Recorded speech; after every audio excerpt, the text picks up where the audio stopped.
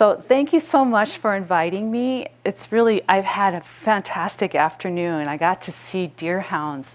I absolutely love this breed. And when John contacted me and said it was for the Scottish deerhounds, I was like, yes, yes. Especially if I get to see some dogs. And I got to meet his family dogs this afternoon too. I'm originally from North Dakota. I got my first degree at North Dakota State University, and while I was there, I worked in the Veterinary Diagnostic Lab in the Virology department, so I've started early on this path. I got my DVM from Iowa State. That was a few years ago. I went into small practice. Small animal practice was much better for me than mixed animal. I started with horses involved too, and it didn't take me very long before I realized, no, no horses, just the small animals. And then a real life-changing thing for me was when I joined the Schultz lab. That was in 1991. So if you're doing the math, I've been doing this work for over 30 years. I've been a member of the AHA Canine Vaccine Guidelines Task Force, and we'll talk about those guidelines a little bit in our talk today. And then, although I love the Scottish Deerhound, I have to tell you, I am Team Labrador. This is my American Field Lab Soko, and he's my pride and joy. So I love to talk to dog enthusiasts and breeders because I feel like you're my people. I grew up with helping my grandmother with her breeding project. She was a small hobby breeder of miniature poodles, and she gave me my third best job I ever had in my life. So number one, being a mother. Number two, being a vet. Number three, I was a puppy socializer for my grandma, and it's the perfect job. And so I always bring her to these talks because she really made a big difference in my life. The other person here is Dr. Schultz. You can tell by his name, he's a German, he would have loved this place. The Bavarian Inn, he'd have been over the moon. Anyway, Dr. Schultz is the guy who's taught me everything I know, and I just cannot do these talks without giving my gratitude to this man who I worked with for about 26 years. During the time that I was with Dr. Schultz in his lab, we did a lot of varied things. The overarching thing was that it was viruses and immunology. We used to do a lot of work with cattle, sheep, and then when I got there, we started doing more and more of the dog and cat projects. But we would help companies to develop their vaccines and test them. We tested various veterinary diagnostics and helped with those developments. We started doing antibody titer testing way back for pet owners and veterinarians, and have always done a lot of infectious disease consultation and education. And we've worked with many, many different vaccine and diagnostic companies. Dr. Schultz retired in 2019, and I was having so much fun. I want to keep going. So we had to change the lab. We couldn't call it Schultz Lab anymore. So now we are CAVIDS Lab, and that stands for Companion Animal Vaccines and Immunodiagnostics Service Laboratory. And I really put a lot of emphasis on the service part of that. Otherwise, it's pretty much still the same thing. And I do see Dr. Schultz every now and then, but he is enjoying being a free bird in retirement. Okay, so I do a lot of lectures for veterinary students, and they always want to know, what do we got to know? Lay it out for us from the beginning. What are our lecture objectives? So here's the things we want to discuss today. I want to talk to you about basics of vaccines. What kinds of vaccines are there? How do they work in the dog? We'll talk about vaccine schedules. We'll talk about how the dog and the vaccine work together. We'll talk about titer testing. We'll talk about passive immunity and nomographs. And then if there's time, I'd like to talk about some high-risk situations. And hopefully there will be time for questions at the end. So the big picture of what I'm really all about is this yellow heart in the middle, the puppy. So I like to be there in the middle of that spot where we have the breeders and the veterinarians and the families of the puppies and where it all comes together. Because it's really important to me that our dogs are healthy. So to get to there, we need to go back a little ways to some of our history. So back in the 1990s, cats started showing these really horrible cancers. There were sarcomas that were developing where they had gotten their vaccines. Back then we called them vaccine-associated sarcoma. There's a slightly different name for it now. But these were some really bad tumors. They were what we call dissect in between the muscle layers. So that means that they would grow down into places where it was very hard to remove those tumors, and they would come back. This was a huge wake-up call to our feline practitioners because, back then we were giving vaccines every year. We didn't think twice. That was just what we did, all of us veterinarians. And so the feline practitioners started wondering, is this risk of this horrible cancer worth doing the vaccines every year? Do we really need to do that? And so they formed a vaccine task force. Dr. Schultz was on that first task force. And they came up with some guidelines for vaccinating cats. Shortly after that, the American Animal Hospital Association got together and did the same thing for dogs. And Dr. Schultz was on that task force as well. And I was able to be on the most recent version of that task force. Those guidelines are available online for anyone. All you need to do is Google that, and you'll find them. They're really nice in that you can search them and find what you need. It used to be you'd have to turn a lot of pages. This is very nice, and it's a big improvement. So these guidelines, including another set that I didn't mention, which is for the World Small Animal Vaccine Guidelines, all of them divided these vaccines into two classifications: our core vaccines and our non-core vaccines. The core are vaccines that provide long-term immunity against diseases that are widespread, that cause diseases that are deadly.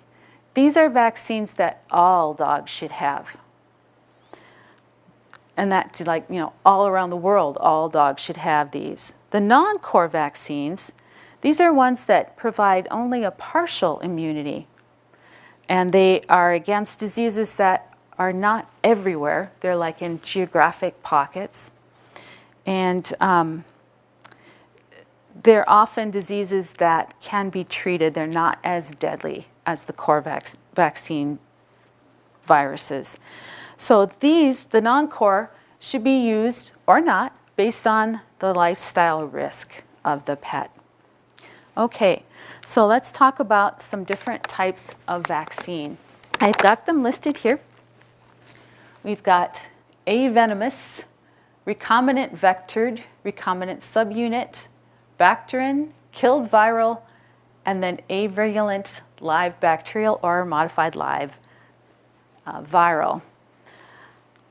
Let's just go one by one. Well, first, before we do that, let's talk about some terminology. So we have the term sterile immunity. This is a type of immunity that completely prevents infection. And we'll talk about that some more later on. Then other types of protection are just protection against severity of the disease. And one thing that I'd like you to not do is to use the two words together as the same thing, vaccination immunization. They're not always the same thing. And so I'm going to do a little exercise. I'm going to vaccinate you. Are you okay with that? This hand, my right hand, is the vaccine. Okay, I'll start with you. Do you agree to be vaccinated? Okay, you're vaccinated. And you're vaccinated. Let's do this room too. Would you like to be vaccinated? Okay, you're vaccinated. Okay, John. Sure. Okay. Okay, you're a puppy, John. So 1, 2, 3. John's been vaccinated 3 times. Okay. I feel very safe. Supposedly you can go to puppy kindergarten now, but here, once more. Okay, reconnected.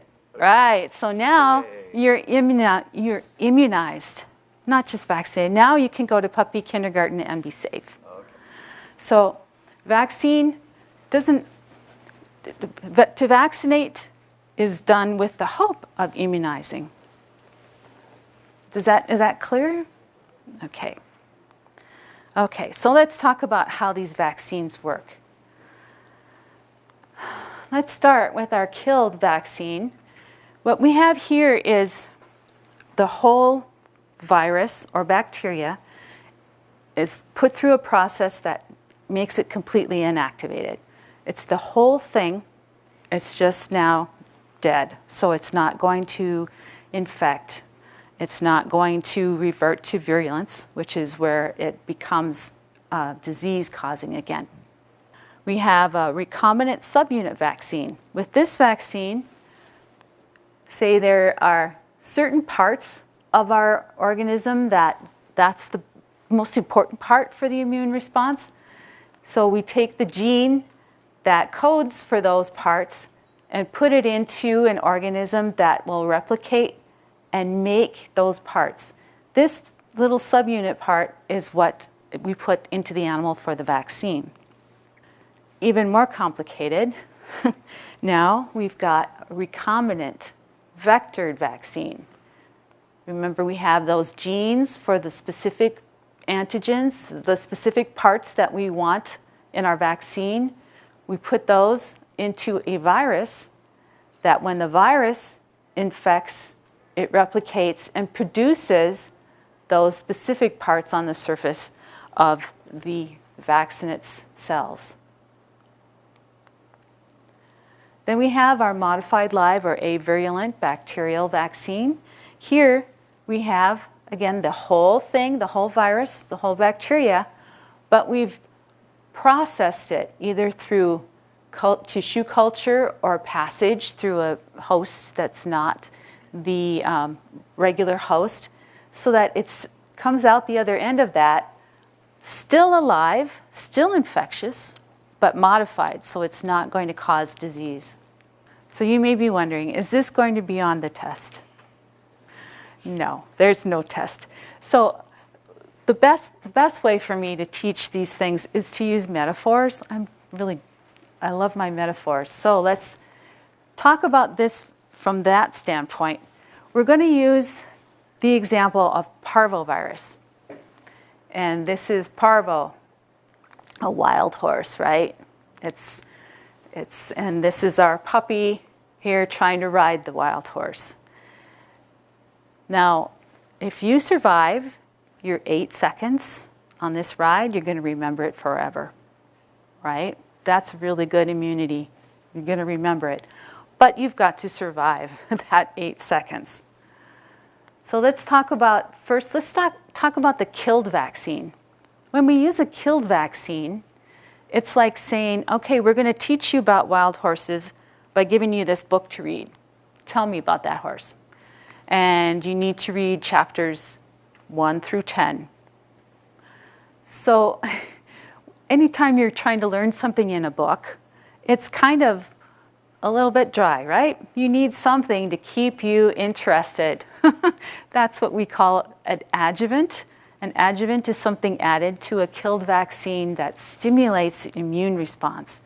It's like an irritant, right? It's going to keep you awake and keep you reading the chapters in this book. Also, like a book, you're going to need to read it more than once. If you really want to remember it, you need to read it at least twice. And you need to go back and read it again more frequently than you would with any of the other vaccines. Here's how that looks when we graph it out. We've got our killed vaccine, that's a book, with our coffee adjuvant. We give it the first time, that's the first reading of the book.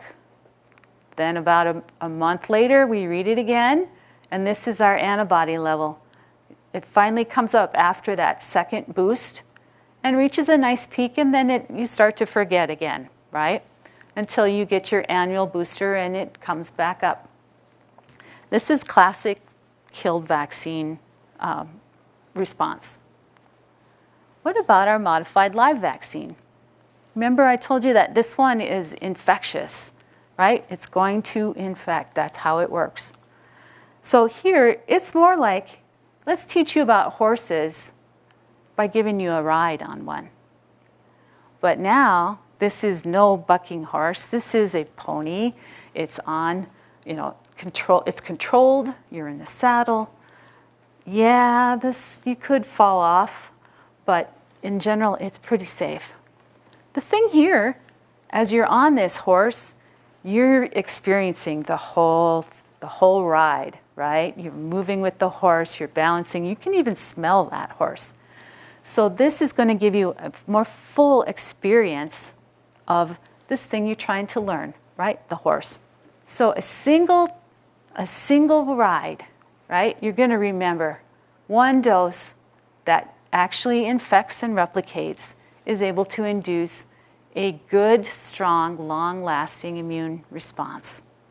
And the thing here is, when you've got that high, strong antibody response, further doses of the modified live vaccine aren't going to change that titer. And we'll talk more about that in a bit. Okay, so you may have heard about a vaccine alternative called a nosode. Has anyone heard of nosodes? Yeah. So what this is a homeopathic preparation that contains nothing really as far as a thing that the immune system can grab onto. It's something that we have found just does not work, does not produce any antibody response. And you may hear people talking about, well, let's do natural immunization. Let's just let the puppy get the disease and recover from it. And, basically go out and ride the bucking bronco. And I really feel strongly about this, that it's not a good idea. Even though, you get really good immunity, it's not fair to the puppy to do that to them. And it makes things worse for your other puppies as well, if you are a breeder in a kennel situation. So our modified live vaccines are amazing. They have done so much to improve canine health over the years. These days, we're all gotten pretty used to looking at epidemic curves. Yeah. So here's the epidemic curve of Parvo. It came out like gangbusters in the late 1970s. I was in high school at that time, and I remember it. It was Armageddon. The worldwide population of dogs, every single one of them was totally immunologically naive. Nobody had seen it. And the vets didn't know how to deal with it. But we managed to get a vaccine that came here, and the cases dropped off very fast. And we did an amazing job of getting that under control.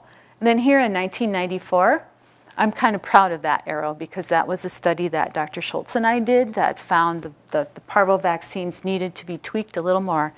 And that did bring down incidence even further. So vaccines have been a real wonderful success, but they're actually, they're not without their risks.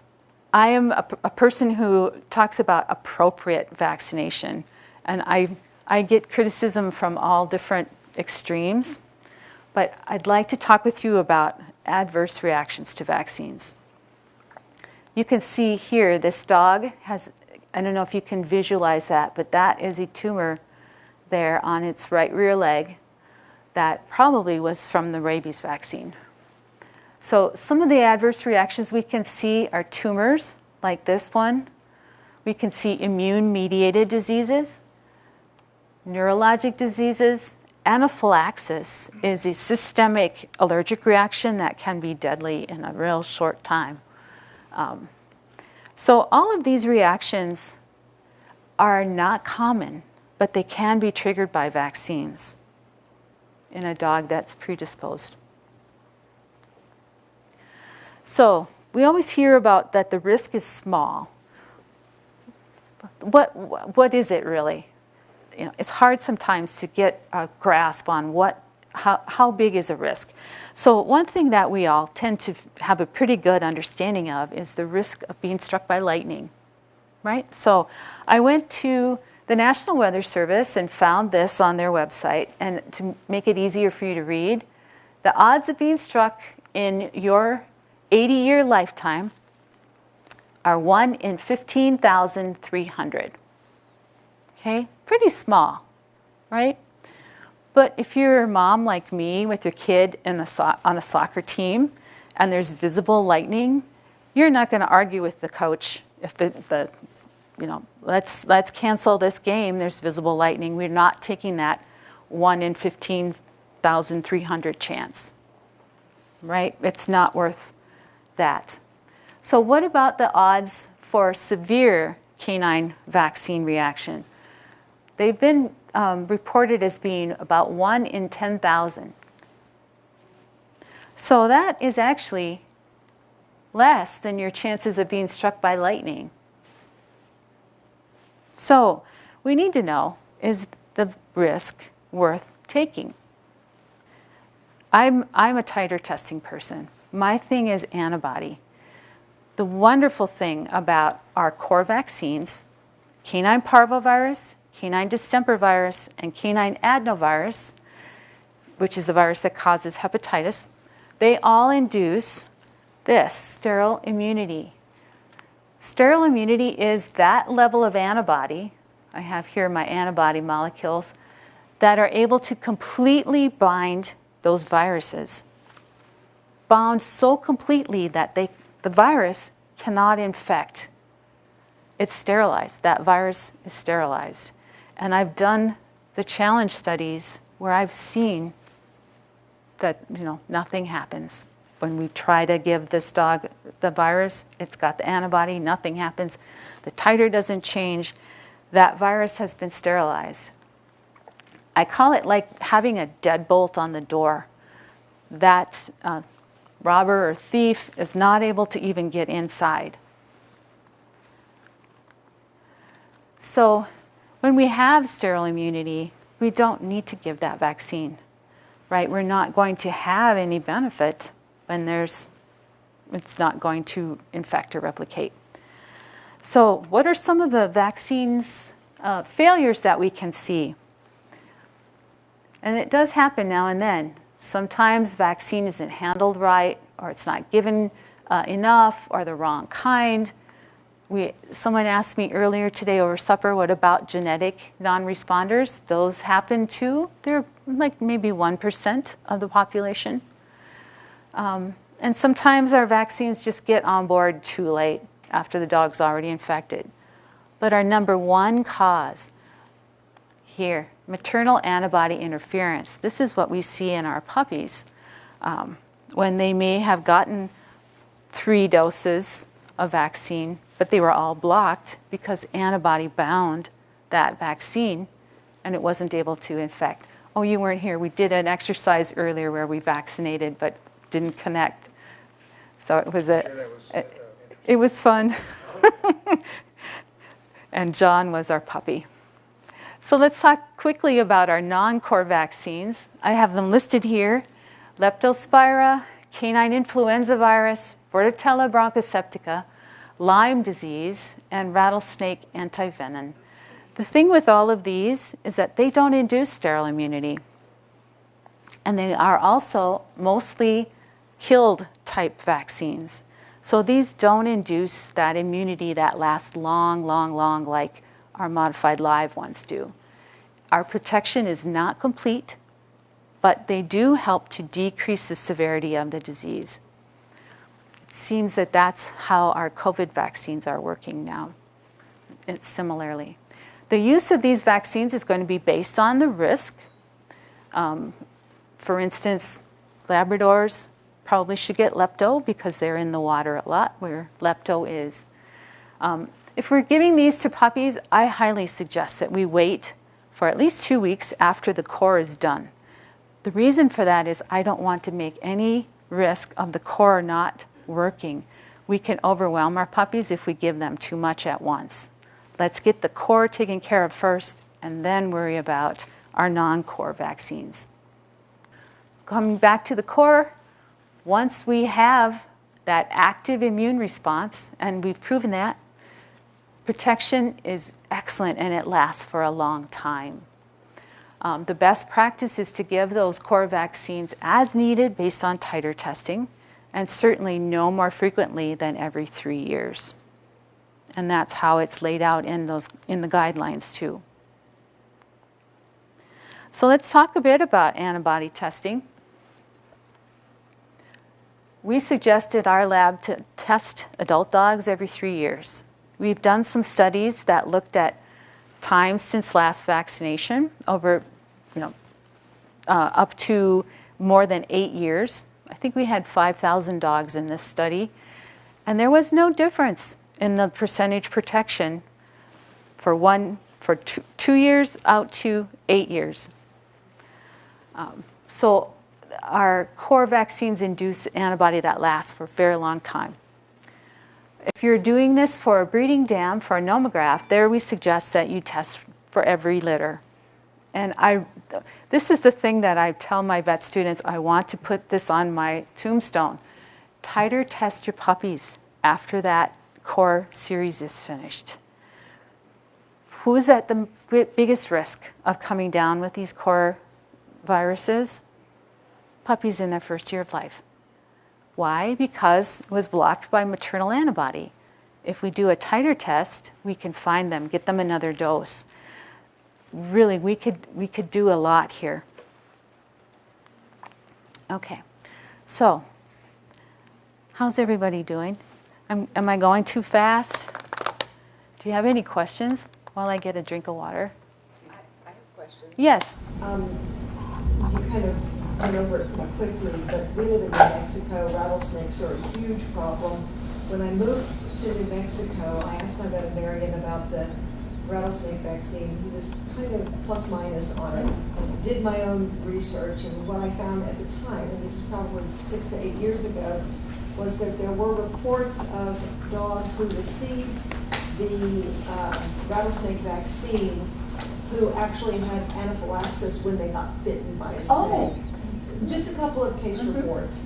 I'm a physician, so this is like me on the computer. Yeah. How do you feel about rattlesnake vaccines now in endemic areas? Sure. So to repeat the question for the video, the question was regarding rattlesnake vaccine, which I'm glad you brought that up. And she's wondering about the use of that vaccine in endemic areas. Yeah, so I have a story. I gave this similar talk to a group of search and rescue dog people, and they were from all over the country. And I just said, I'm an infectious disease person. I don't really know that much about it. How about you? Well, there's a guy there from Texas who had bloodhounds. And he said he had the 2 bloodhounds. One was vaccinated, one wasn't. They both tangled with the same rattler. The one that was vaccinated came out with 50% less veterinary bill than the one that wasn't. And so he's like, yeah, it was worth it for him. Both dogs were saved, but one cost half as much. But the other thing that she had asked was regarding anaphylaxis to the snake bite following vaccination against it. And I guess, my thinking is, wow, you're kind of, what is it, 6 of one or half a dozen of the other. If one's not going to get you, the other will. And I think that I would still go ahead and use that rattlesnake vaccine where you are at a high risk, going out where there's snakes. There's something about that vaccine I'm trying to remember now. It protects against 2 kinds of rattlesnakes. I think it's Mojave and Western Diamondback, but doesn't protect against the Eastern Diamondback. Right, we get the Western Diamondback. Yeah. Arizona's more than Mojave. Yeah, yeah.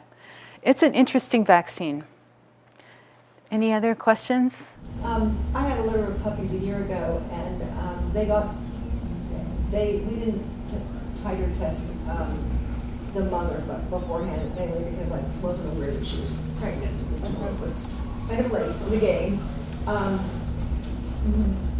The recommendations that I read and that my vet agreed with were that they should have their first 3 vaccines, 8, I can't remember what it was, 8 weeks to age 12 weeks or 8 weeks, whatever. And then a fourth core vaccine between 16 and 20 weeks. Is that still the recommendation, or would I have been better off to do titer testing on 9 puppies? You could have done titer testing. Let's see. Let me repeat the question for the recording. You are asking about the routine schedule, which is usually about 8 to 9 weeks, 12 to 13 weeks, and then 16 weeks. And your vet had suggested adding a 4th dose between 16 and 20 weeks of age. I'm assuming that you're in an area that has a lot of parvo. Yes, we are.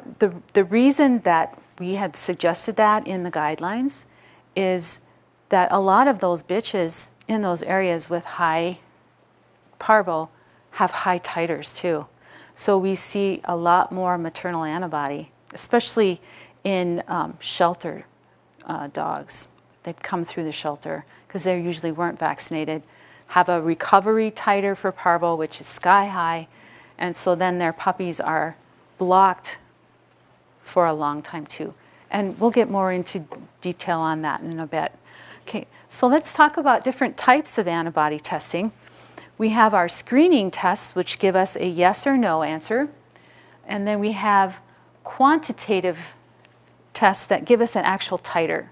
So the difference here is the screening tests, we're only looking at a single dilution, and we're looking at it for a color change.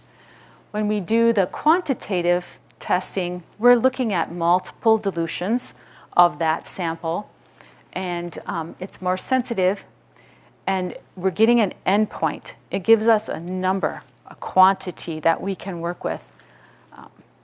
It's very important that whatever test you choose has been correlated with challenge of immunity studies. Our tests have been correlated that way. Duration of immunity. I kind of talked about this already. We've done many studies in our lab with Dr. Schultz that looked at the duration of antibody against distemper, parvo, and adeno, and we've found up to 7 to 9 years after the last vaccination. We can expect that protection to last up to the lifetime. I have found that it starts to wear off around 10 years of age as dogs get older. This happens to people too, where our immune system just starts to wear down a little bit. And then we have shown in our client-owned dogs up to 13 years. That was that group that went up to 8 or more.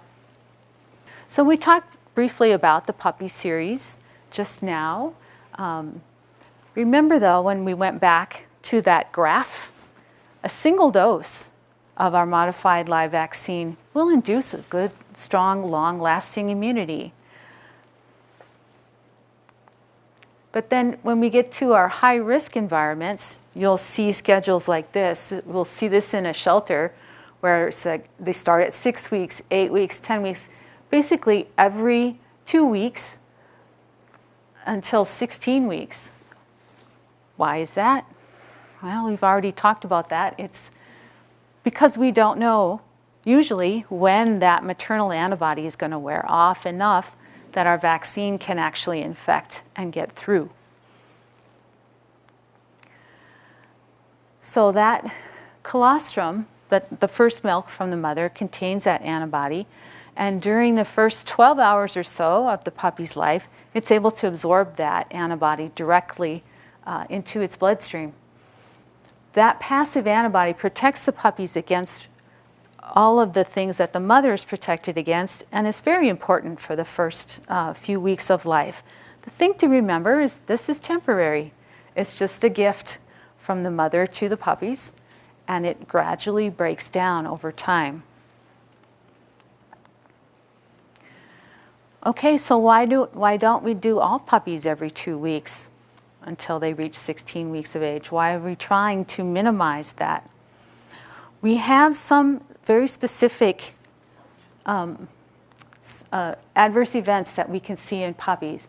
What I have right here is HOD, which stands for Hypertrophic Osteodystrophy. This is a disease that we see often, well, not often, but if it's going to be a Weimaraner, an Irish Setter, or a Great Dane. Do you see this in the Deerhound? I don't recall hypertrophic osteodystrophy showing up in either one of our health surveys. Okay. I haven't heard of a case myself. Okay, good. I hope it stays that way. So what we see here is this acute onset of very painful joints, and you can see that these joints are swollen here, back in the back leg there too. It's very painful. A few other things that can happen here: immunosuppression, sensitization, and any of the other things that I've mentioned. Do you treat that with prednisone, or how do you HOD is treated by prednisone and rest. Does it improve? Sometimes not. I think I might have a video. No, I don't. Shucks. I'm sorry. I have a video that I didn't put in here that shows a puppy with HOD. The breeder sent it to me. The puppy's name is Chloe. She's sitting in a crate, and she's just can't sit still. She can't find a comfortable way to sit. And the breeder told me it was because every joint on that puppy hurt. Her toes, her tail.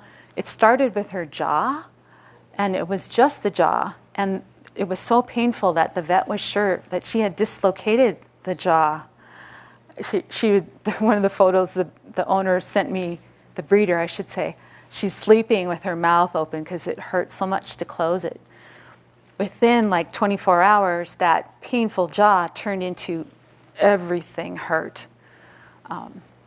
Chloe did get better with rest and prednisone, anti-inflammatory. So let's talk about Nomograph. Remember I mentioned that maternal antibody is temporary and it's breaking down. Well, we know the half-life. We know the rate that it will break down at. And I have this graphic here to show you that when the titers are high, it's going to take longer to break down. It's still that same rate, but depending on where we start, depends on when it's gone. By knowing the titers of the dam, what we're starting with, we have a better idea of how long that can last. And remember, we always have to talk about that window of susceptibility when we talk about Parvo specifically.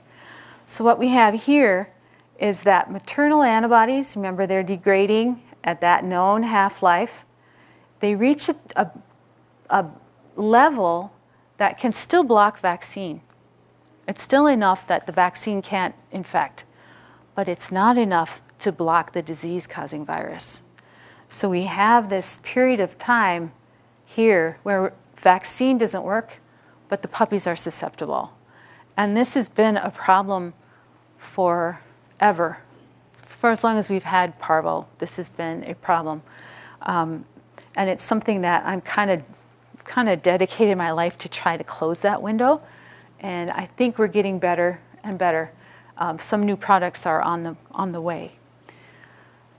So it's for most of our products right now, it's about a 2-week time frame, and that is just something we have to live with. So why do a nomograph? Why tailor a vaccine schedule for the litter? I've started here in the middle with this bell curve to let you know that that schedule, that standard schedule, 9, 12, 15, was based on a nomograph to begin with. They set that up based on what average dams are. And so a lot of times the nomograph comes in average. However, sometimes we get bitches that have low titers. And there, we need to know they can be susceptible to those diseases earlier in life. We might want to start that schedule sooner. We're going to want to be really careful with our biosafety. And we can finish sooner. It's nice if we can finish sooner and know they're protected by doing a follow-up test. Those puppies can go to their kindergarten and socialization with their owner, and everybody have some peace of mind. And to me, that's going to give us a lot better long-term bonding with the owner and the pet. When the levels are high, here we know we don't want to stop too soon. Sometimes we need to go all the way out to 20 weeks. Knowing that about a bitch, that she could potentially block immunization for a long time, helps us to try to avoid this horrible situation where we have that fully vaccinated puppy that wasn't immunized. We'll catch them.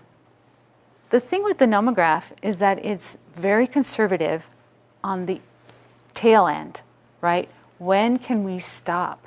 It's not going to be able to tell us as much on the front end because we can't control for a lot of the things that can cause our failure of passive transfer. Some dams just don't make good colostrum, or they leak their colostrum, or the puppies don't do well at absorbing it. I've noticed that C-section litters tend to not have very good maternal antibody. I'm not sure why. I'm thinking it might be because often those are singletons, and I think there needs to be a feedback mechanism from the number of puppies in the uterus to tell the bitch to make more colostrum. So the nomograph is not there to tell you, yes, your puppy is protected in the early parts of their life. It's there to say, your dam has good antibody, the chances are good. If she did everything right, those pups could be protected. But what's really important is, when can we stop our vaccine series? So there are a few other questions that we had regarding maternal antibody in puppies. I had some fantastic vet students, 2 of them last summer, that spent time in my lab answering all of these questions. And I'm going to be writing manuscripts. It's more than I can present to you tonight. I think we're, just so that you know, we're working on this. Then we need to talk about the high-risk situations. This is where we have Parvo in a kennel. We know that it's there, and we are working to prevent those puppies from getting it. What we can do here, of course, always excellent biosecurity, but we can test puppies from the litter. I like to do 2. If you know the firstborn and the lastborn, that gives us enough of the range that we can determine what the maternal antibody titers are for the whole litter, and then put that into our degradation and try to narrow down that window of susceptibility. You need to know that even when we know everything and we do everything right, this virus can still win, and that's because of that window of susceptibility. But at least we'll have a better idea of when that's coming. Some breeders will foster their puppies out of the kennel during that window of susceptibility. That's another way to deal with this. And then retest afterward to be sure that they actually did respond. So we're at the end. Here's my summary slide. Vaccination is, this is almost a direct quote from Dr. Schultz. Vaccination is a medical procedure that warrants careful consideration as any other medical procedure. We need to use our core vaccines judiciously. All dogs need them, but all dogs don't need them all the time. Overuse of core and non-core vaccines can cause adverse reactions. We need to think about the whole picture of the benefit risk, both the benefit of the vaccine, the risk of the disease, and the risk of adverse events. And antibody testing is a really good tool to help you sort all that out. Okay, so that's all that I have. Do you have any questions? Yes, another question. Yes, doctor. Which labs, so, I live in the wilds of New Mexico, so does Joan. Mm-hmm. Which labs do routine antibody titer testing, and how much does it cost approximately? Okay. The question is, which labs do routine antibody testing and what is the cost? There are many labs all around the country, and the big guys are Antec and IDEX. I don't know what they cost, but I hear from my clients that their veterinarians are charging them $400. I know, I don't understand. My lab takes samples from all over Canada and the United States, and my fee is $45 for distemper and parvo, and then for adeno and is another $23. The nomograph is $50. And I'll test your cat for Pan-Luc for $23. Pan-Luc is a related to Parvo. It's feline Parvovirus. So yeah, prices vary all over. As far as puppy socialization go, you talk to the trainers, and they're 12 to 16 weeks is the critical period. Yeah. And I think there's a fine balance between socializing your puppies and risking illness versus not socializing them and protecting them. And I found myself walking kind of a fine line. I was maybe a little overprotective because in the end I found that they were very well socialized to people, but not socialized well to other dogs. Yeah. And so you live and learn, but do you have any suggestions for people who are getting a new puppy? Yeah. So the question was the socialization period where we talk about it being fairly critical between 12 and 16 weeks of age, and that we're always walking this tightrope between overprotection and overexposure, basically. And it's just always going to be tough. It will always be tough. But if you know you have a low titer bitch and you know that you can get that last dose at 10 weeks, test at 12 weeks, which we can do that if the titers are low, then you can go into that period without worries, peace of mind. So I know a lot of my breeders like to see their bitches come in with low titers, which some people would think that's kind of counterintuitive, but they liked that early finish for that reason. So, any other questions? I will say one other thing, and I'm sorry to... No, it's okay. But I've tended to not vaccinate my older deerhounds. I'm more worried about vaccine reactions as we repeat vaccinations.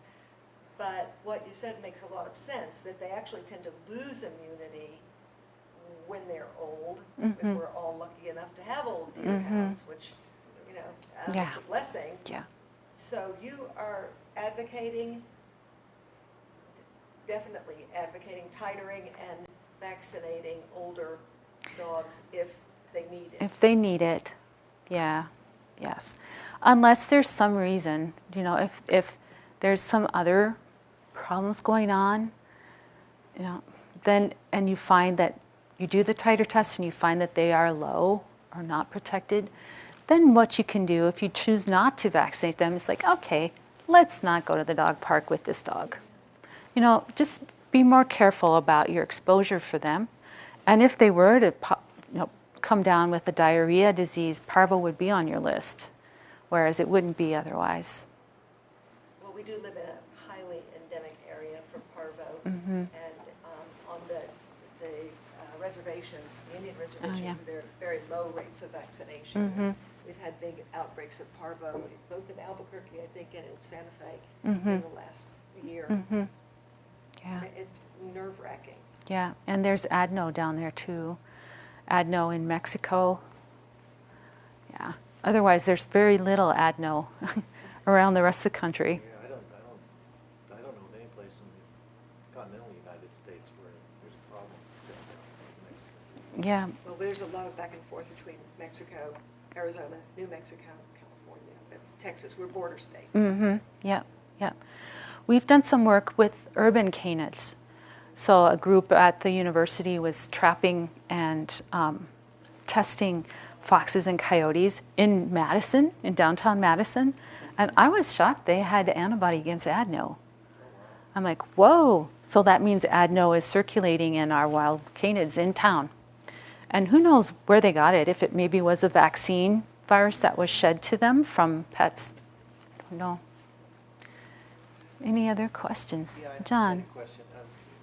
One of the questions I would get when I was in practice many years ago from owners of tiny little Yorkies was why they had to get the same vaccine dose that your average Labrador Retriever got, and I never had a good answer for them. And I forgot about it until the whole COVID-19 thing came up, and suddenly all the news is full of, well, we're working our way down to vaccines for children, and we're going to go with a lower dose for children than we are for adults, and it didn't work. Yeah, it didn't work, but so the subject came up again. So what is the explanation for that? So the question was dose size to match the pet size, basically. Is there such a thing?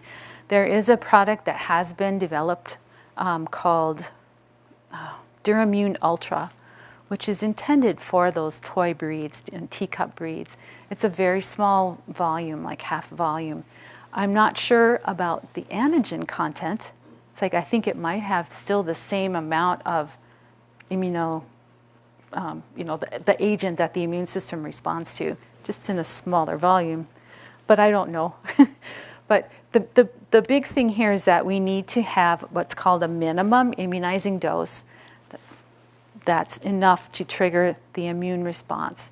And it needs to be at that minimum immunizing dose all the way through the product's lifespan, from when it's first released to when the expiration date passes. So, minimum immunizing dose. One thing about the modified live vaccine is that it's infectious. Remember, it's going to infect and replicate. So if we cut that dose, it's still going to expand if it's going to infect. We try not to do that sort of off-label thing, but if push comes to shove and we have to, that's a corner that we can turn. I'd suggest that we double check that it worked with the titer test afterward. Anything? These are good questions. Okay, I'll ask another one. Okay. I noticed rabies was conspicuous by its absence in your talk. Yeah. And would you, and we all, for legal reasons, regularly vaccinate for rabies. Out of curiosity, I'm assuming that dogs end up with lifetime titers after their first or second rabies vaccine. Remember, rabies is killed. Yeah. It's a killed vaccine. So the memory is not going to be as long as it would be with a modified live. So, and the thing there, we can test titers for rabies. Kansas State Veterinary Diagnostic Lab is the place that does that. There's only one lab in the country.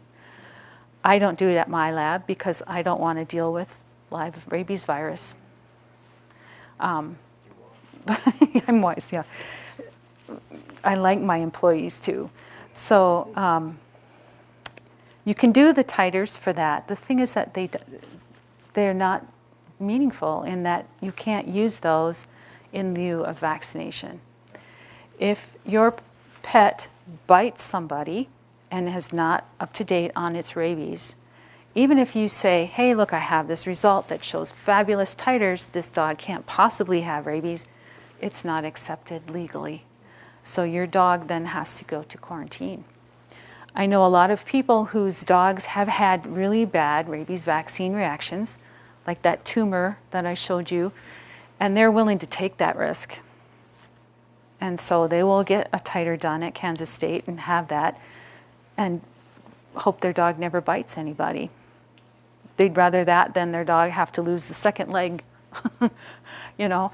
But in general, rabies is just a mess. It's really a mess. Because the laws are different everywhere you go. Some places like Iowa, if you're coming for your 3-year dose and you miss your appointment by 1 day, you have to go back to a 1-year dose. And so it's only good for 1 year. Yeah, it's kind of crazy. Some states will allow a health waiver. Other states don't allow that. I think in Texas, no, you're in New Mexico. In Texas,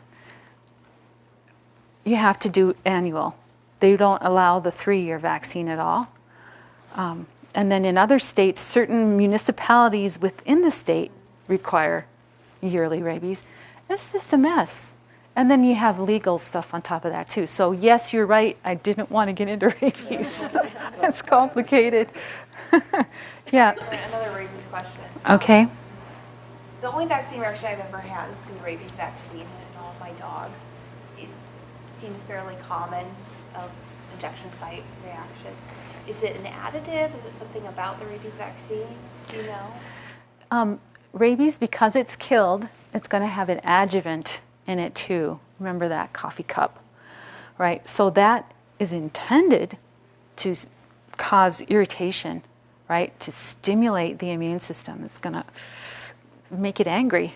So it's like set up already for a reaction.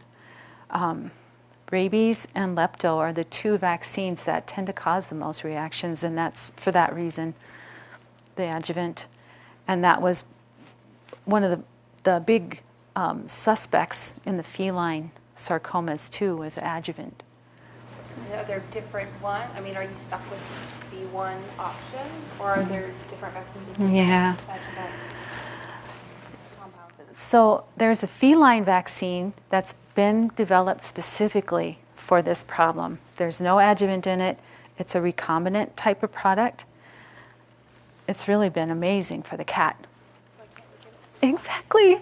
I've been asking Boehringer Ingelheim, come on, make this for the dog. Just take it through another trial and get it licensed for the dog. They haven't. I think there's a market for it.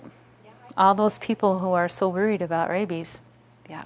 So anything you can do I know these dogs have to be vaccinated by law, pre-dose of Benadryl, anything like that, or would you just keep a really close eye on their injection sites if you know they're prone to getting reactions? Yeah, so the question was to, if you know a dog is pre-exposed or predisposed to reactions, pre-treating. You can, obviously, yes, you can pre-treat, but that's going to help you with allergic type things. All those other types of reactions, they don't really respond to anti-inflammatory. They're different sort of systems. So, yeah. Any questions from this side of the room? You've been so quiet over here. Okay, the Badger Man. So, and I don't even know if this is true or not, but years ago I heard that the lepto vaccine in particular was short-lived, if you will. Is that improved, or was that not true at the time, or what's the situation? Okay, so the question was regarding lepto vaccine and its duration of immunity. It used to be that it was only really good for 6 months. Used to be. The newer products are much better, and they've also done a lot to decrease that reactivity that I'd mentioned. Marielle has done a lot with that, and now they're Boehringer Ingelheim. Any other questions? I have one last question. Yes.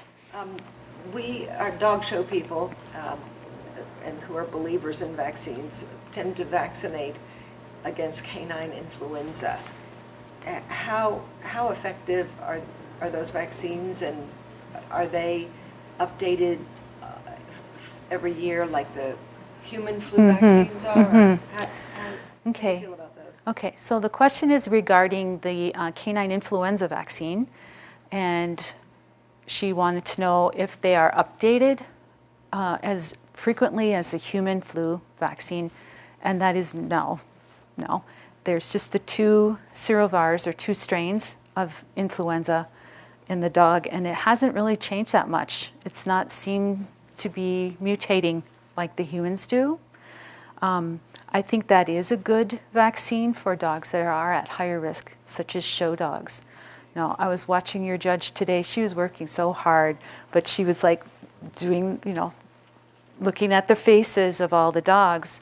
And I remember when this first became a problem was a show in Georgia where the judge was opening all the mouths and, going from dog to dog.